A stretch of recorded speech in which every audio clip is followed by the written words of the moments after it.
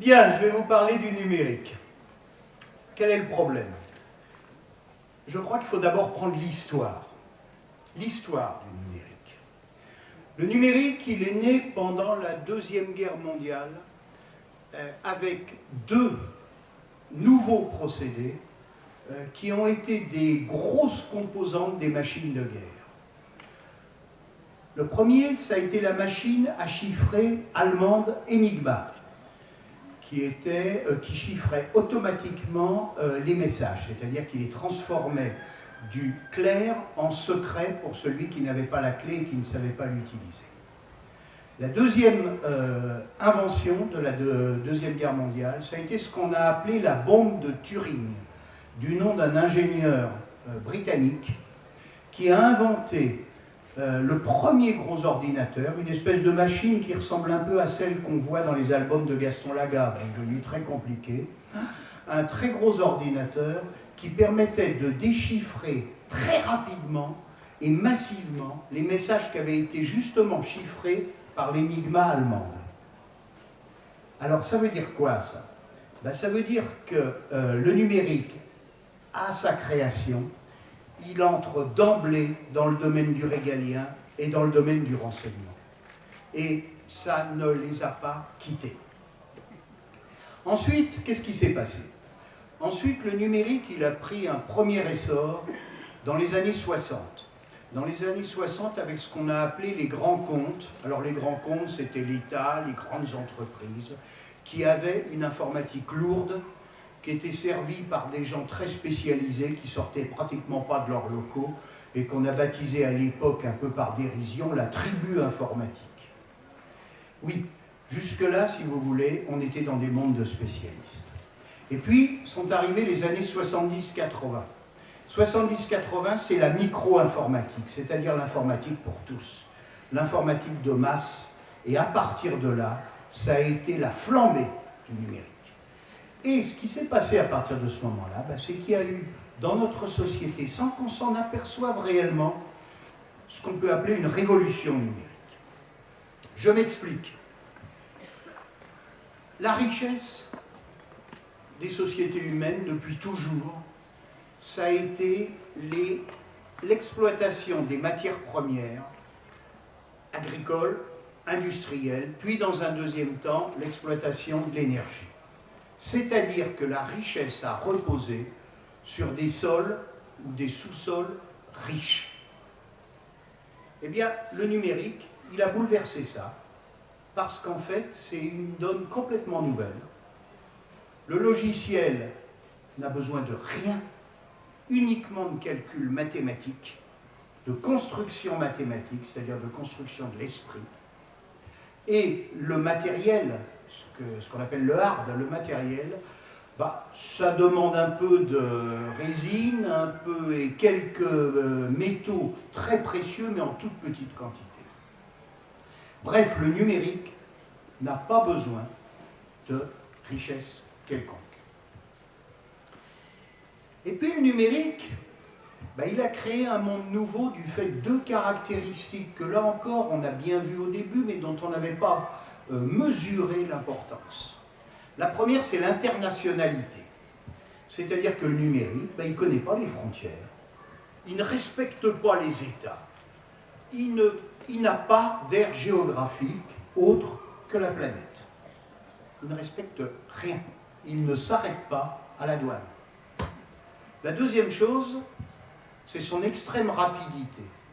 Le numérique, il va à la vitesse de la lumière, il permet des transmissions à la vitesse de la lumière, c'est-à-dire qu'on n'est pas du tout dans nos fonctionnements classiques, que ce soit nos décisions politiques ou le temps judiciaire, on ne vit pas du tout dans le même temps. Oui, le numérique fait ça, mais en même temps, le politique et le judiciaire, ils continuent à leur vitesse, eux. Et c'est là où, si vous voulez, on a créé un certain nombre d'incompréhensions, d'incompatibilités et de dangers. Et puis, le numérique, surtout grâce à la micro-informatique, à cette informatique pour tous, Le numérique, il a complètement pénétré nos sociétés. Vous l'avez partout. Vous l'avez dans votre machine à laver.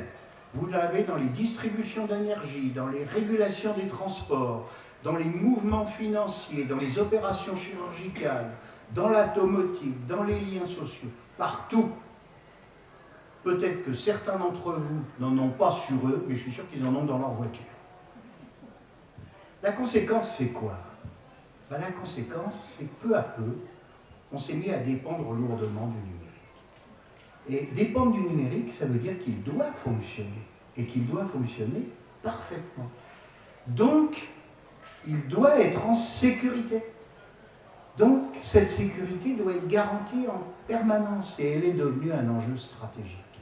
Elle est devenue un enjeu stratégique d'abord pour les États, puis pour les grandes entreprises, puis pour les petites et moyennes entreprises, et puis aussi pour le particulier, pour tout le monde. Alors où est le danger? Où se situe le danger? C'est-à-dire quelles sont les menaces actuelles? Eh bien, je vous dirais qu'elles sont de deux types. Il y a les menaces qui portent sur le numérique, et il y a les menaces qui émanent du numérique. Alors les menaces qui portent sur le numérique, historiquement, il y en a une qui au début a fait beaucoup sourire. On a pas mal glosé dessus, mais sans trop s'inquiéter. C'était les hackers, c'est-à-dire les petits pirates ludiques qui faisaient David et Goliath, qui voulaient montrer que tout seuls, avec leur petit écran, ils pouvaient mettre en péril la situation de grands groupes industriels. C'est-à-dire vaincre des colosses en montrant qu'ils avaient des pieds d'argile. Très bien. La société s'est organisée, en particulier d'un point de vue juridique. Les pirates hackers, je ne dirais pas qu'ils ont disparu, mais leur importance s'est considérablement amenuisée. Oui, mais en même temps, ils ont fait la place à la délinquance astucieuse, la délinquance en col blanc, c'est-à-dire la délinquance financière. Et là, les voyous, ils ont très vite compris que c'était bien moins dangereux de faire une attaque avec un ordinateur que de braquer une banque où on risquait de recevoir une rafale de mitraillettes. Ils ont bien compris que l'escroc d'autrefois qui venait baratiner la vieille dame, ben, il a vécu. Ça existe encore, mais enfin c'est devenu assez secondaire. Et au lieu de ça, ben, c'est quoi? Ben, c'est un type qui est enfermé dans son petit bureau, qui a un écran devant lui, qui pianote, et qui va causer des dégâts bien plus importants que le braqueur de banque ou cet escroc d'autrefois. Et qui sont les victimes? C'est là où ça devient intéressant. Qui sont les victimes? Ben, les victimes, c'est ceux qui brassent de l'argent. Pas toujours physiquement, qui brassent virtuellement de l'argent.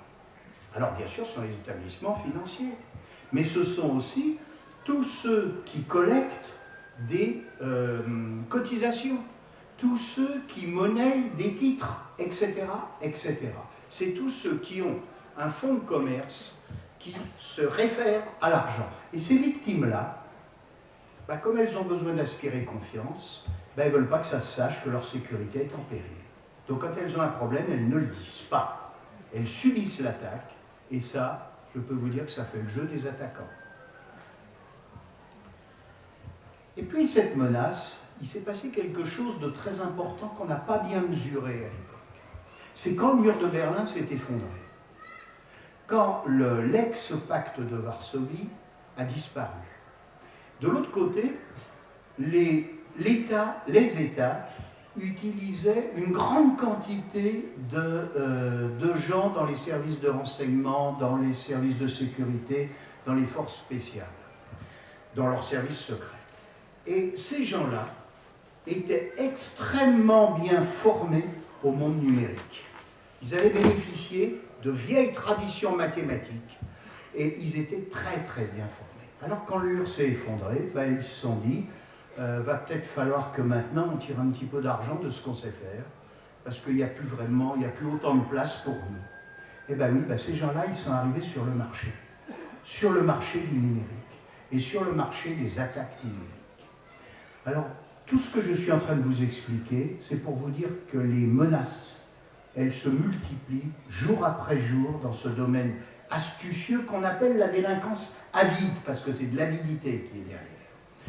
À tel point qu'on a fait un calcul, on estime qu'aujourd'hui en France, un groupe industriel est attaqué au moins une fois par jour et que environ une fois par mois, l'attaque est très dangereuse.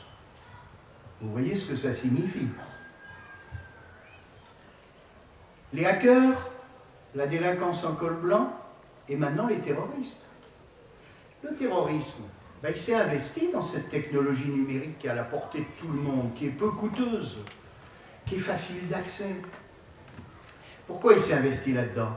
Ben parce que ça permet des actions de destruction à distance, ça permet la propagande, ça permet les invectives, ça permet les revendications, ça permet aussi les liaisons entre groupes terroristes, ça permet la diffusion de formations clandestines à la manipulation d'explosifs ou aux actions, etc., etc.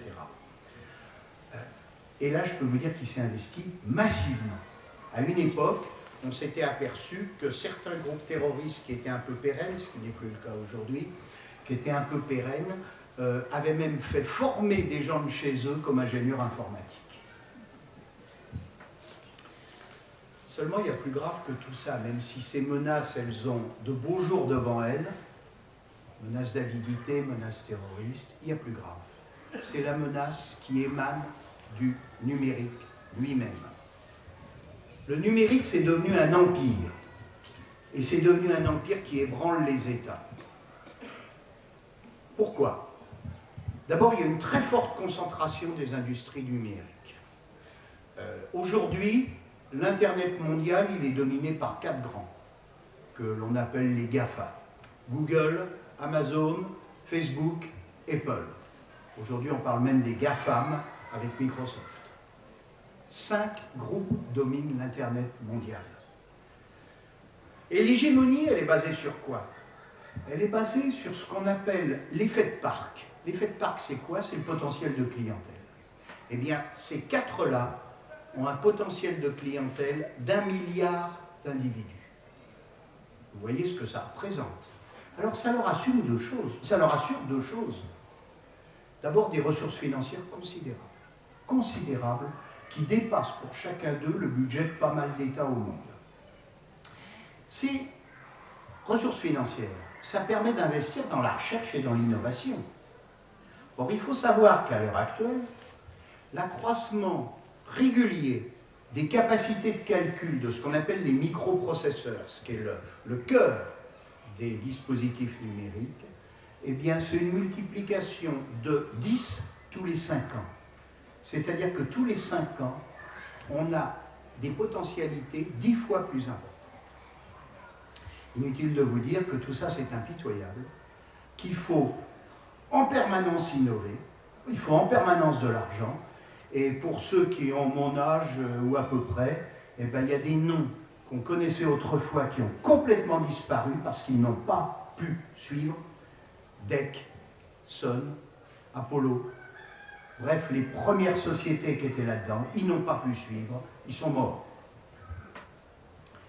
Et puis avoir toutes ces possibilités qu'ont ces grands groupes, c'est aussi la possibilité d'implémenter, comme on dit, des choses, c'est-à-dire de mettre au sein soit des logiciels, soit du matériel, des procédés qui vont permettre de diriger à distance d'une manière dissimulée. Ce sont des dispositifs espions, c'est classique. Ce sont des dispositifs de destruction à distance ou à retardement, etc. Quand vous faites, vous avez la possibilité de faire ça sans que ça se voie et sans qu'à l'étude ou à l'analyse, vous puissiez facilement les détecter. Alors du coup, ces grands acteurs, ils vont dicter leurs lois à un certain nombre d'États. Face à eux, il y a 3 types d'États. Vous avez des États très forts, à forte puissance étatique, qui disposent d'un effet de parc eux-mêmes et d'une production numérique autonome chez eux. Ceux-là, je dois vous dire, ils ont tendance à ne pas se laisser faire. c'est les États-Unis, la Chine, la Russie.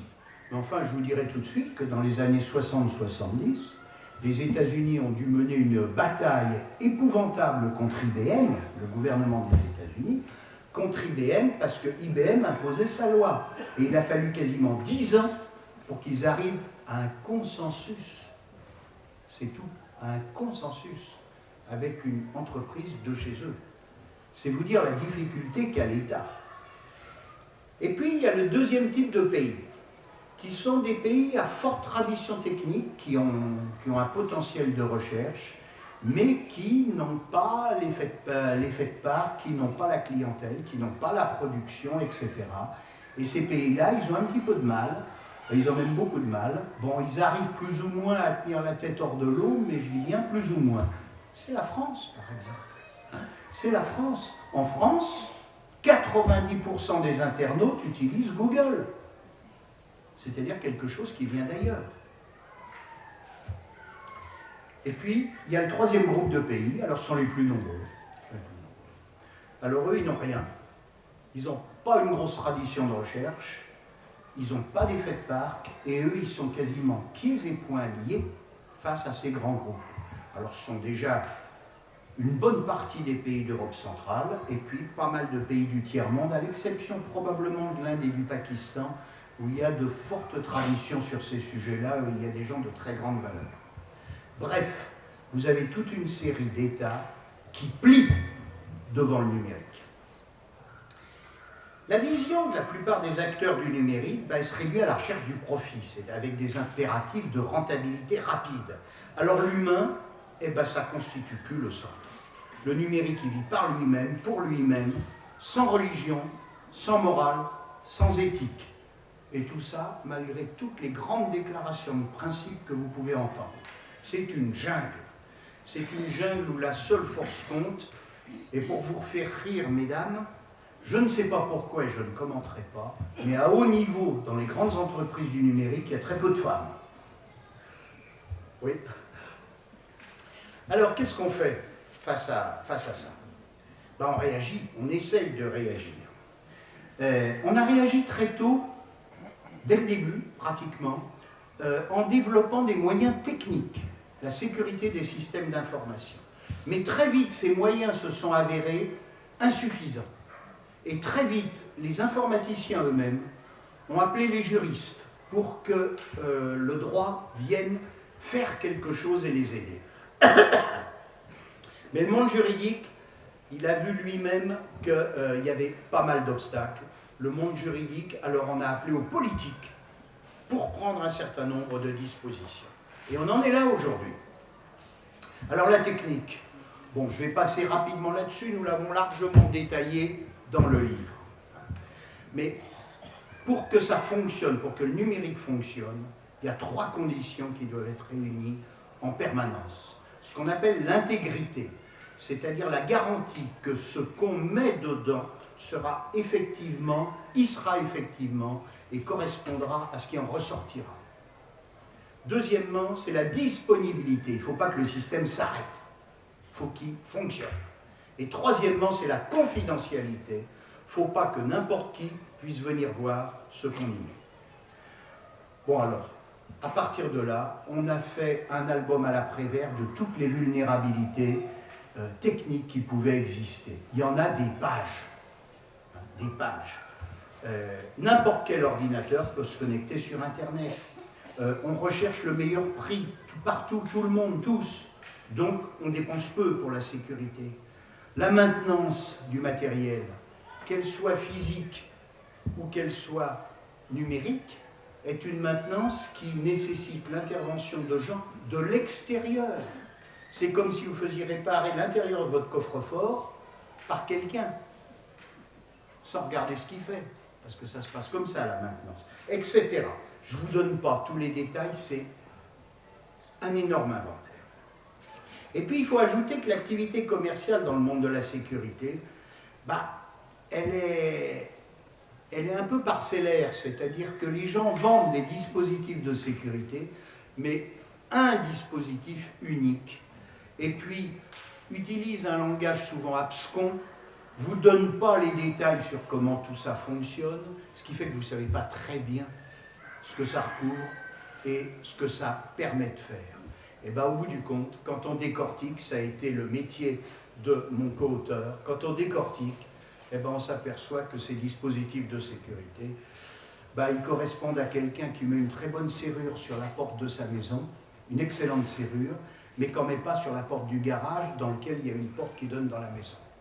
C'est exactement ça. Alors, l'État a réagi. Il y a en France, dans tous les pays pratiquement, il y a une agence de sécurité des systèmes d'information qui a de grandes connaissances, qui sait beaucoup de choses, qui diffuse beaucoup d'informations. Mais nous ne sommes que dans la défense. Et je sais qu'ici, il y a quelques militaires, la défense est toujours vouée à l'échec. D'abord, elle coûte toujours plus cher que l'attaque. Et deuxièmement, l'attaquant finit toujours par passer.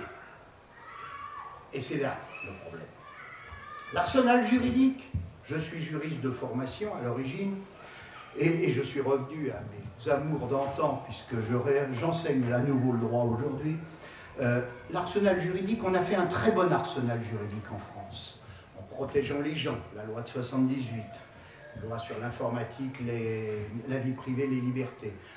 Sur la fraude informatique, la loi Goldfram 88, sur le code de la propriété intellectuelle, etc., etc. Seulement tout ça, si vous voulez, ça oublie deux choses. Ce que je vous disais tout à l'heure, le numérique, il n'en a rien à faire des frontières.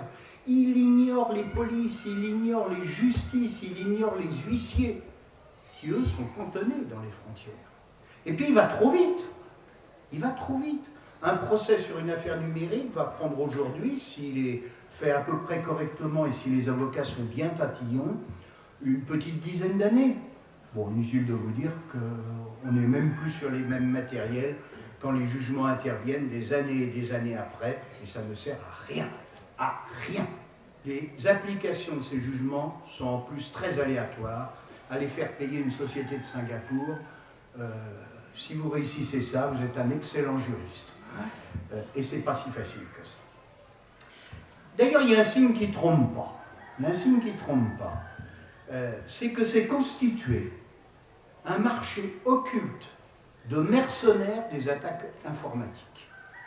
C'est-à-dire qu'en pianotant sur de bonnes choses sur le net, eh bien, vous trouvez des gens qui sont prêts pour vous à faire des attaques informatiques et à pénétrer un système, moyennant des sommes qui sont très sympathiques.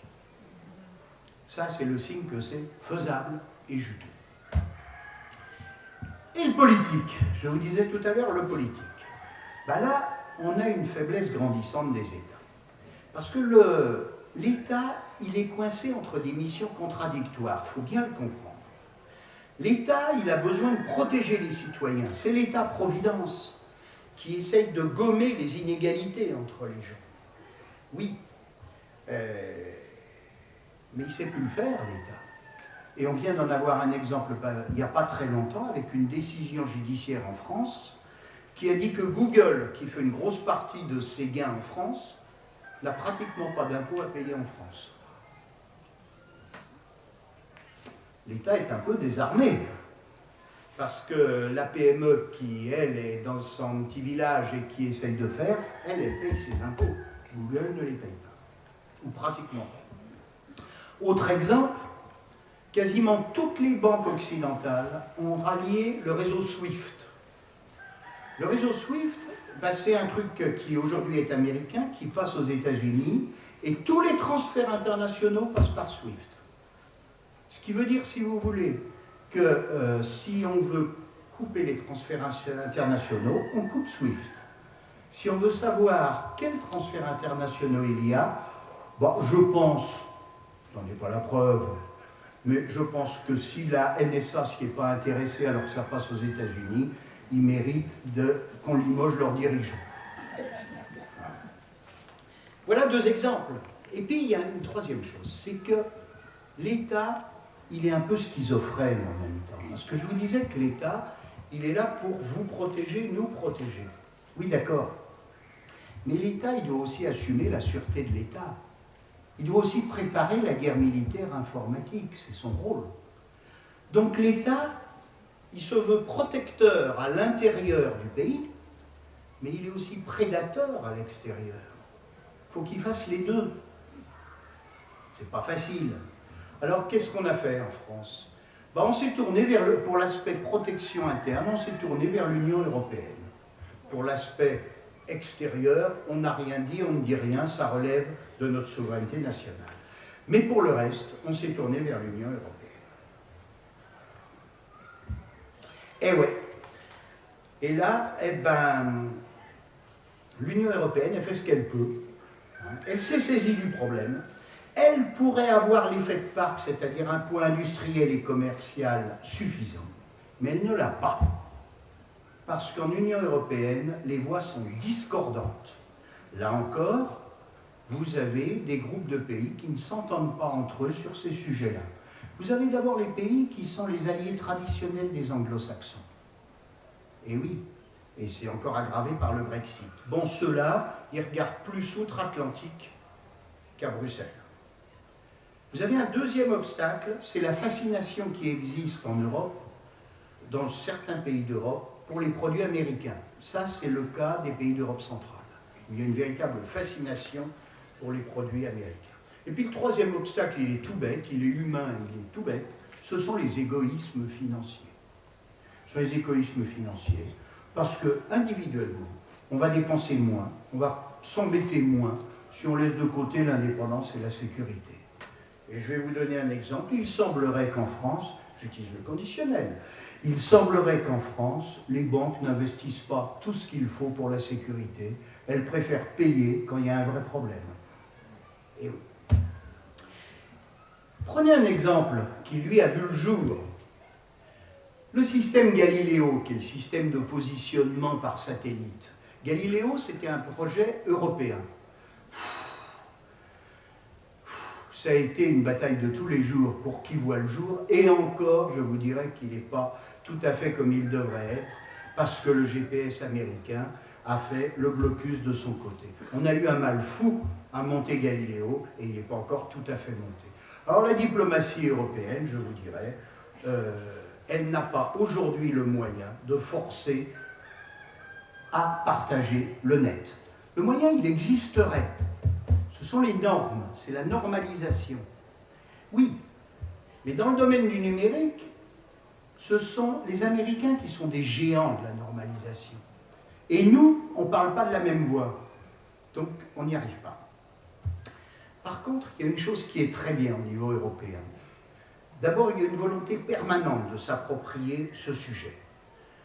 Et tout cela est basé sur l'humain, le respect des droits de l'homme, le respect des individus. Alors que les grandes firmes, et soyons francs, les systèmes outre-Atlantiques, ils sont plutôt basés sur le commercial et le financier.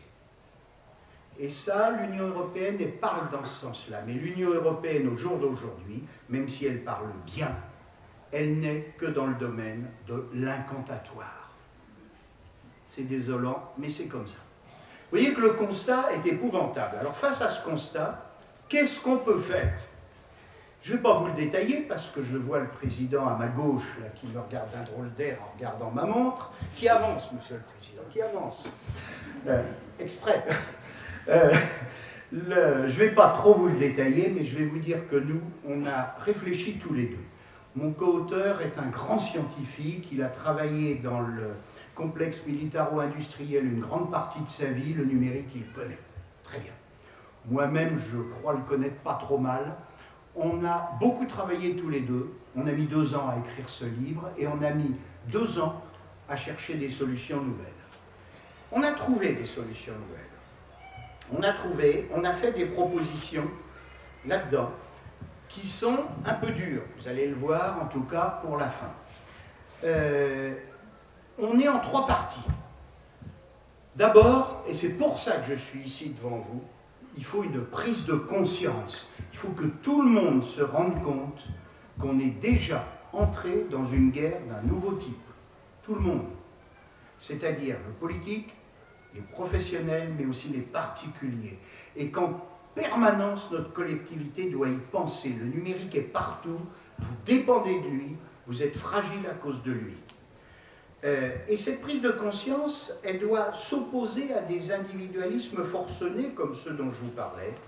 Donc il faut d'abord que nos dirigeants intègrent ça en priorité. Tous. Et pour paraphraser Churchill, j'en parlais tout à l'heure, eh ben je vous dirais que dans tous les domaines, je fais la guerre numérique. Dans l'éducation, dans la finance, dans l'industrie, dans tout ce que vous voulez. Je fais la guerre numérique. Donc, première partie, convaincre. Deuxièmement, le pragmatisme. Alors, quand une attaque a lieu, ben, je vais vous dire, il ne faut pas la nier. Il ne faut pas réunir un conseil des ministres, il ne faut pas réunir un conseil d'administration ni un comité de direction. On est dans un tempo qui ne le permet plus. C'est fini, ça. Donc, il faut avoir étudié à l'avance le problème. Comme un plan militaire d'état-major. Il faut avoir accepté à l'avance des destructions partielles. Il faut à l'avance avoir posé des pièges, avoir préparé des circuits incitatifs pour que l'attaquant s'y perde, ou tout au moins il perde du temps. Il faut avoir préparé une retraite, une défense en profondeur, une retraite par étapes. Il faut en permanence avoir préparé ce que les armées russes avaient fait devant l'invasion napoléonienne ou l'invasion hitlérienne. La terre brûlée. Et puis, il faut réagir. Et là, on déstabilise. C'est une riposte immédiate et brutale qui doit, elle aussi, comme l'attaque, se dérouler à la vitesse de la lumière. C'est ce que nous proposons là-dedans. Il faut reprendre la maîtrise de l'action, sans naïveté. Alors évidemment, ça nécessite, comme une guerre militaire, un certain cynisme. On risque d'arroser des innocents. C'est vrai. Seulement les auteurs de l'attaque, vous croyez qu'ils vont attendre qu'on ait fait l'analyse? Non, ils ne vont pas attendre. Et les militaires connaissent bien ça. En termes militaires, on appelle ça le brouillard de la guerre, malheureusement. On sait qu'il y aura des dommages collatéraux. Il faut les réduire au maximum, mais il y en aura. Alors tout ça, ça veut dire quoi? Ça veut dire que le décideur suprême, il faut qu'il ait délégué sa parade, son attaque, au responsable de la sécurité. Parce qu'il n'aura pas le temps, lui, d'être contacté s'il est en voyage et tout ça. En fait, on est très très près, dans ce qu'on propose, de la dissuasion nucléaire. Sauf qu'aujourd'hui, pour le numérique, malgré tous nos travaux, je vous dirais que nous n'avons pas encore trouvé le moyen de mettre un bouton sous le nez du dirigeant pour lancer le feu numérique. On ne sait pas encore le faire. Bon, je conclus. J'ai eu un sourire. Je conclus. Bon, c'est pas pour ça qu'il faut rester paralysé, hein, parce que seuls les réactifs survivront. Il ne faut pas se leurrer. Seulement, il ne faut pas non plus ajouter une jungle à la jungle, même si nous nous trouvons dans une situation extrême. L'ensemble des process que l'on propose, ils sont efficaces, c'est sûr, je vous dirais qu'on les a testés. Mais seulement ils sont un peu déviants au regard de notre fonctionnement actuel. C'est vrai. Mais le pragmatisme doit l'emporter sur la morale et sur le droit d'aujourd'hui. Alors on est dans un monde nouveau, il va falloir un encadrement nouveau. Il va falloir penser nos valeurs d'éthique et de droit, les repenser un petit peu différemment. Il y a un travail à faire. Il va falloir une construction mondiale nouvelle pour réussir à faire ça, mais dans l'humain et dans l'humanisme, et restaurer l'humain et l'humanisme face à la machine. C'est un travail pour les philosophes, les sociologues, les juristes, et s'ils ne le font pas, nous ne survivrons pas. Nous, on a proposé une solution. Je vais m'arrêter là et vous remercier.